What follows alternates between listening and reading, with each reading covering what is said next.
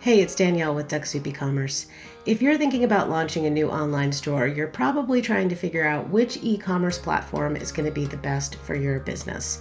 Now, there are a lot of factors to consider, so in this video, we're going to go through 10 key considerations that you should be reviewing as you're making that determination of which e-commerce platform is going to be the best for your business.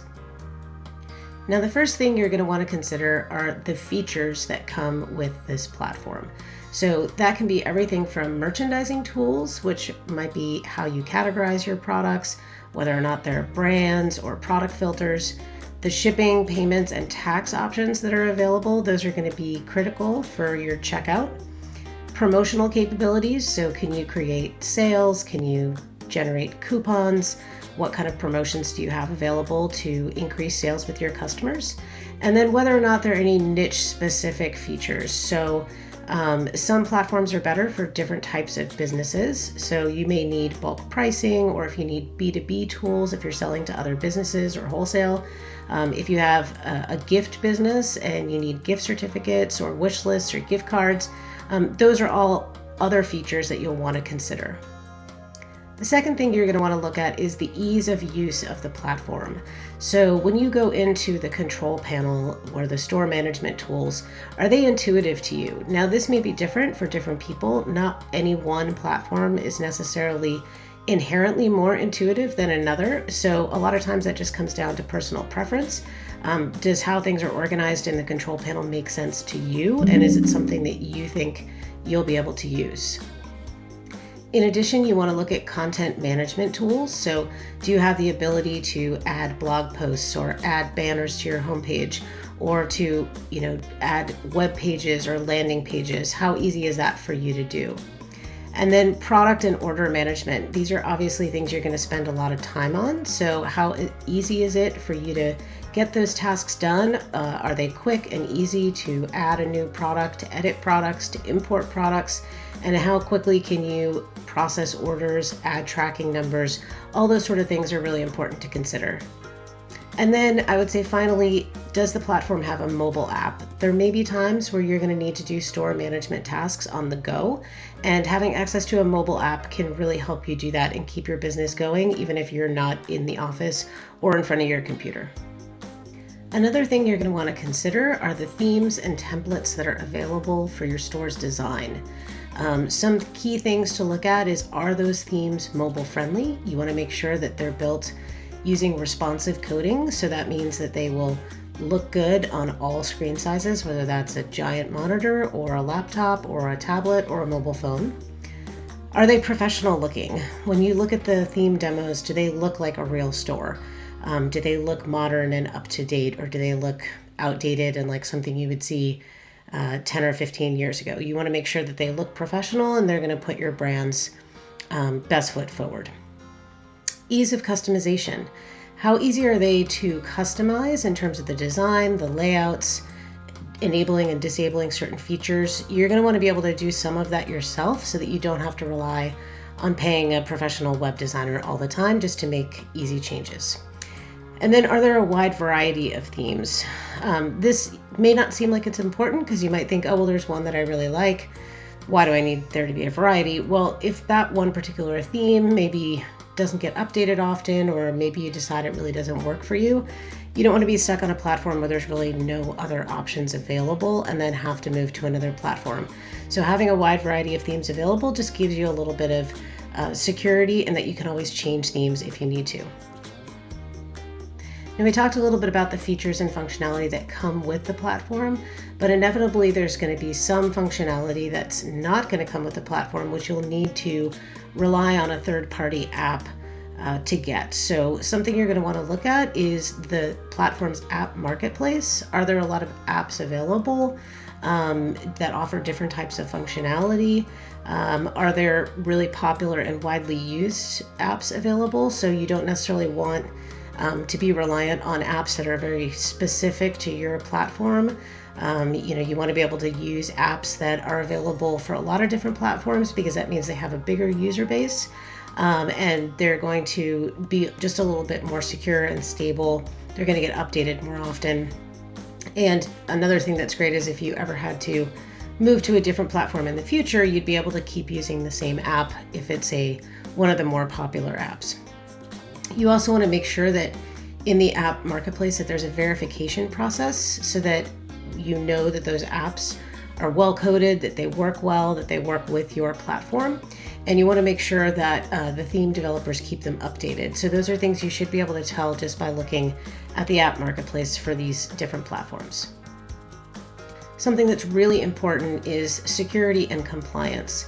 So not only is your store secure and your users' information secure, but is the platform itself compliant with all sorts of federal or international laws. So that can be everything from, does the platform offer an SSL certificate for your store, which is going to keep your checkout safe and secure? Do they offer different user accounts with permissions so that if you're managing the store and you want to give someone else access to the back end, you can control their permission? That's really important for preventing hacking or phishing, to be able to have personalized account permissions. Is the store or platform PCI compliant? So is it following all the banking rules and financial rules? And does that platform give you options for being compliant with GDPR, which is Europe's privacy law, and other privacy options both in the United States and around the world? You want to make sure the platform gives you the flexibility to implement the privacy compliance tools that you'll need in order to be compliant with those laws. Now, thinking ahead in terms of once you're already on the platform, you want to be able to feel confident that the platform is going to be able to grow with you. So is it scalable? One good way to check on that is to see, are there any really large customers that are already running e-commerce stores on this platform? So if you see that there are merchants that are hundreds of millions of dollars in online sales and they're already running on this platform, you can be pretty confident that the platform will scale to a large size, both in terms of revenue, traffic, the amount of content in the store, etc. Another thing to look at is the platform known for its uptime, or does it have a lot of outages and downtime? So typically e-commerce platforms will have a status page. It's often status dot whatever the platform's website is after that. And you can go on there and check and see how often are there outages, are there problems with the platform that they have to notify users that things aren't working. And especially look around holiday times and peak traffic times like Black Friday, Cyber Monday, when a whole bunch of people were shopping on stores that are hosted on that platform. Did the platform have a hard time keeping up with those traffic peaks? And then also looking at what tools the platform offers for growth. So do they have features that are going to be essential to you as you grow? Things we talked about a little bit before, like B2B tools, or the ability to maybe expand internationally, to be able to launch a second storefront. So look for tools like that will give you the confidence that if you decide to grow, that the platform is going to support you in those efforts. Another important thing in terms of growth are SEO capabilities. So obviously most e-commerce stores will rely on some sort of paid marketing to get a lot of their traffic and sales, but it's always good to have good SEO, and that's search engine optimization. So being able to have a platform that supports you in terms of a custom URL structure, meta tags, on-page content, the ability to have your own blog and write blog posts.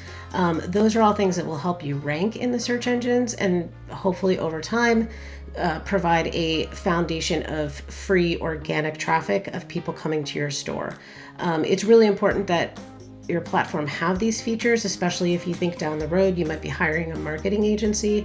They're going to want to be able to utilize a lot of these tools. And if you're spending money on a marketing agency or an SEO company, it's going to be terrible if they can't actually do the things they need to do in order to improve your rankings and your traffic. Something else to consider in terms of SEO capabilities are the inherent speed of the platform. So you want to make sure that websites hosted on that platform load quickly and they're quick. That can be really important in terms of how Google and Bing and other search engines view your website. So make sure that speed is something that you take into account. Another thing I like to look at is the platform's community or their ecosystem. So do they have a large number of merchants that are running on their platform? Is there a active forum of people who use that platform talking about it, asking for advice, sharing tips? That kind of peer-to-peer community gives you the sense that the platform is being used regularly, that there's a group of people who are going to be pushing for it to stay up to date and be updated with new features over time. So that can be something important to look at. You also want to check and see if there's a partner or developer network. There are a lot of web design, web development agencies out there. Many of them will work with multiple platforms, and the way they determine which platforms they're going to work with is how easy they are to develop on, how easy they are to design with, how good their APIs are. So it tells you a little bit about the platform to look and see if there are a lot of partners and developers, and they could be either web designers and web developers, or they could be technology developers, so people who develop apps. If you see that there's a large ecosystem of those kind of companies, then that can make you pretty confident that the platform is current, it's staying up to date, it cares about its merchants, cares about its partners, and those are all positive signals. You can also look to see if there are other communities online related to that platform. Places like Reddit, there might be a subreddit. Are there groups on Facebook for users of this platform? Are there groups on LinkedIn? So that'll give you just a sense, again, of how big the community is of users using the platform, and where places you can go to get help if you need to. Then following up on that, it's really important to look at the types of support that the platform offers. So do they offer email support, phone support, chat support? If you need to pick up the phone and call someone, when are you going to be able to do that? Is that only going to be Monday through Friday in a different time zone than you're running your business? Or is that something where you're going to be able to reach out to support 24/7, no matter what day of the year it is? You also want to look and see, is there a knowledge base, tutorials, video how-to, articles, things that are going to help you get the store up and running without having to call support. It's nice if platforms offer that kind of information, and that shows that they really care about getting new merchants onto the platform, and also that it's going to be something that you can lean on if you ever get stuck with something. And then again, we talked a little bit about peer-to-peer communities, but those can also be a great place to get support, especially from people who are other users, may have similar challenges as you, or are in similar businesses. If you have a forum or a community that you can go onto, that's going to be another great way to get support. And then finally, the big one obviously is price. I don't so much look at price itself, but the pricing model, because this is going to kind of tell you what's going to happen to the cost of the platform as you grow as a business. So some platforms will have feature-based plans, which means when you start off, you maybe get a limited set of features and functionality. And then if you want to pay more, you can get additional features. That's not necessarily a terrible thing. You just want to see what features you would have to upgrade to get, because if there's one or two features that you really need, but they're only available on a much more expensive plan, you're going to end up paying a lot more for the platform than you really should just to get those couple of features. Another way that platforms can price their services is based on a transaction fee. So that could be for every order that comes through your store, similar to how you're going to pay a transaction fee to your payment gateway in your merchant bank. The platform might charge you a fee per order. That can really start to add up over time, and so I usually don't recommend platforms that do charge a transaction fee, just because it's very hard to scale if you know that the more orders you bring in, the more you're going to have to pay. Another option that platforms might use would be to tie the platform cost to your annual revenue. That's a little bit better than a transaction fee, simply because they're looking at a whole year's worth of orders, and typically then they have tiers that you will drop into based on where you fall in those tiers, and then you'll have a flat fee per month based on that kind of group that you're in, based on your revenue. And then finally, some platforms do charge based on bandwidth or usage. That's, again, sometimes not a terrible idea, but if you do have a seasonal business where you're going to have huge spikes, let's say in, around Christmas time, if you sell Christmas ornaments or Christmas cards, or if you're going to have huge spikes around Mother's Day and Father's Day because you sell flowers. You want to make sure that your plan, if it's bandwidth based, is going to be based on an average bandwidth over the course of the year and not the highest amount of bandwidth that you use. Otherwise, you could end up paying a lot more in your kind of off months and your down months than you really need to, just because you need to pay to accommodate those months or times of the year where you have that spike. So I know we've covered a lot here. We went through a lot of things and a lot of factors that you should really look at while you're considering which e-commerce platform to go with. What I always recommend is start off by making a list of your must-haves and your nice-to-haves. You want to make sure that any platform you go with meets the needs of all your must-haves. The nice-to-haves are something you can look at secondarily. Sometimes there'll be things that you can achieve using third-party apps or get custom developed. But it's really important that those must-haves are met by any platform you choose. And also consider that the same platform is not necessarily right for everybody. Your needs based on features and functionality, or your cost needs, can vary greatly from another business, even in your own industry. So don't be concerned if everyone is telling you need to go with one specific platform and you choose another. Really, it comes down to what is the best platform for you, not necessarily what someone might say on a list of what is the best e-commerce platform. So it's a really personal decision. It's really based on your business's needs. And that's the most important thing. And keep in mind that if down the road you do outgrow your platform, it's not the end of the world. You can always migrate to another platform if you need to. So I hope you found this video helpful. If you did, please click the like button and subscribe to my channel so you'll get more useful videos in the future. And if you ever have questions about what platform might be right for you, head on over to my website at ducksoupecommerce.com. I do offer a free platform consultation if you're trying to figure out which platform might be best for you and you want more of a deep dive based on your particular business needs. Happy to provide that for you. And you'll also find lots of other great blog posts and articles on my website. So again, hope you found this helpful, and best of luck with your new e-commerce store.